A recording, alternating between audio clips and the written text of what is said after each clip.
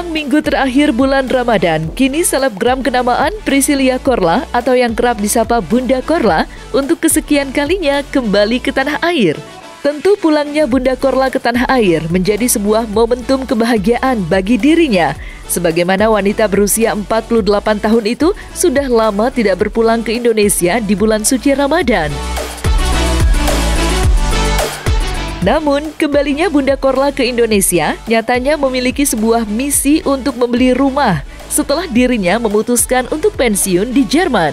Diketahui memang penghasilan yang didapat Bunda Korla tak lepas dari banyaknya job serta sumbangan dari para orang dermawan.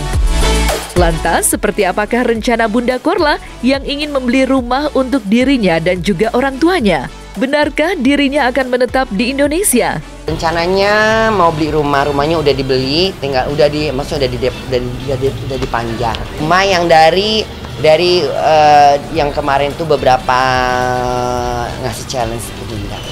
Cari rumah, kita lagi nyari rumah.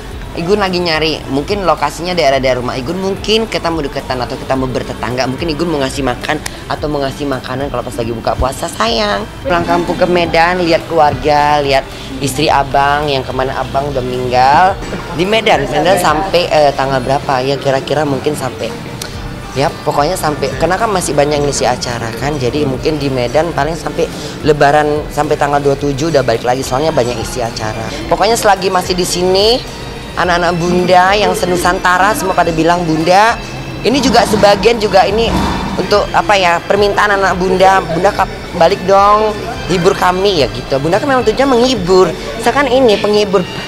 Insya Allah sampai Mei awal, tapi nggak tahu tanggal berapa gitu. Bahagia banget Bunda datang ke Indonesia setelah berapa tahun nggak bareng keluarga. Terus Bunda buka puasanya dengan bermacam hidangan yang nggak bakalan dapet di Jerman, dan susah ya. Ya kan kita tahu hidangan Indonesia itu untuk berbuka kan sangat luar biasa, sangat indah, lezat sekali.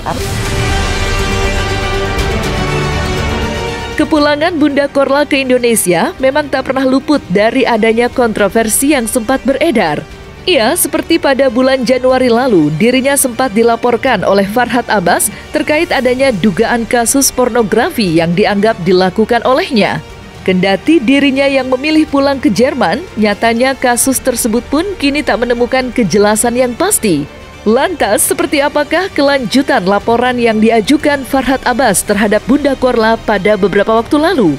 Balik lagi, seseorang yang sudah ditetapkan menjadi tersangka, itu baru bisa menjadi DPO.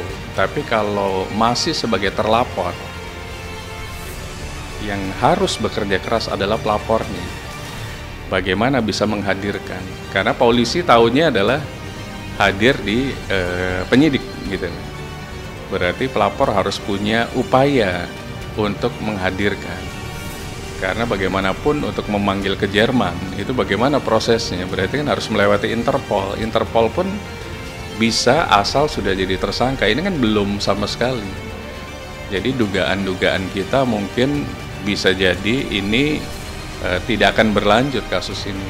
Hanya sekedar misalnya mungkin ya untuk mencari sebuah atensi, tapi tidak masuk ke ranah hukumnya. Karena apa? Terlapornya sudah tidak ada di wilayah NKRI. Bagaimana bisa menghadirkan? Siapa yang bisa membawa? Dan itu costly. Tiket pesawat, misalnya penyidik datang, siapa yang menyediakan tiket pesawatnya?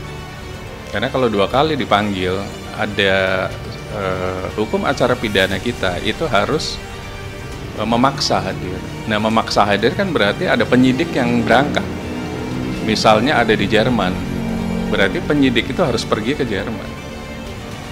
Nah, semuanya harus di-provide oleh pelapor. Siap nggak pelapor untuk menyediakan hal-hal yang sifatnya cost tadi?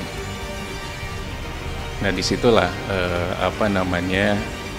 dilematis bagi pelapor, karena terlapornya sudah di luar wilayah Negara Kesatuan Republik Indonesia. Tanggal 30 malam itu kita buat laporan. Ya sempat ada perdebatan tentang lokus deliktinya kan, waktu dan tempat kejadiannya. Ternyata setelah kita lihat perilaku kan LSM Hajar Indonesia Hukum Jamin Rakyat melihat perilaku kalimat kata-kata ini memenuhi unsur apa sehingga bisa dibuat LP. Nah, kemudian dilihatlah, kita perlihatkan kepada pihak kepolisian, yang penting harus Pancasila di negeri Pancasila, tidak boleh melanggar asusila, tidak boleh melanggar norma-norma kepatutan, norma sosial, hukum. Nah, di situ dapat pasal 27 Undang-Undang ITE ayat 1. Nah, oleh karena itu awalnya kita minta pihak kepolisian untuk mencegah tangkal atau mencabut paspornya, karena ini kan nyata apa yang dilakukannya, dicegah dia keluar negeri, tapi ternyata dia buru-buru pulang, bahkan merahasiakan pesawatnya gitu. Nah, kita kalah nggak sampai 24 jam laporan tuh mereka kabur gitu. Ya mungkin tidak kabur ya, memang pulang, tapi yang jelas bukan kita membuat warga negara Indonesia tidak nyaman di negeri sendiri, tapi kamu Korla yang bikin kita nggak nyaman, kamu yang bikin kita tuh risih dengan kalimat-kalimat, kata-kata, cara busana pakaian. Ya kalau kamu di Jerman ya silakan aja. Kasus Bunda Korla ini ada dugaan sebenarnya. Dugaan pertama berarti kalau memang sudah dilaporkan, itu masuknya undang-undang pornografi. Kemudian pasti dijungtokan itu, digabungkan dengan undang-undang ITE. Pasal berapa? Pasal 27 ayat 1 tentang pornografi. Jadi nanti di sana akan dicari deliknya gitu. Apakah sudah masuk delik tindak pidana pornografi secara objektif maupun secara subjektif sebenarnya. Tinggal nanti akan diberikan alat bukti lagi, sudah terjadi belum tindak pidana tersebut, atau sebenarnya ini hanya sekedar menghibur, kan berbeda. Biarkan nanti kalaupun misalnya sudah ada laporan polisi, apakah ke Polda atau ke Polres, itu nanti pelapor, siapapun pelapornya, itu akan diminta alat bukti. Alat bukti pertama adalah video-video pasti, kemudian foto-foto. Berikutnya adalah saksi yang mengetahui. Terakhir adalah saksi ahli.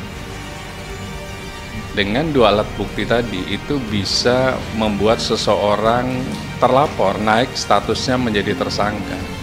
Dan herannya tokoh-tokoh papan atas Indonesia yang bergabung di situ hanya ingin mencari manfaat untuk popularitas. Makin banyak viewersnya yang menonton, subscriber menontonnya itu makin banyak, mereka ingin heboh gitu. Mereka nggak mikir lagi, lu punya tanggung jawab budaya, lu punya tanggung jawab moral, lu punya tanggung jawab akhlak. Ya sedih aja, tapi walau bagaimana ya harus kerja kan, tanggung jawab. Karena tidak ada perempuan yang berani seperti itu. Yang berani itu adalah mantan laki-laki kira-kira menurut kita. Tapi kita di sini bukan melaporkan transgender atau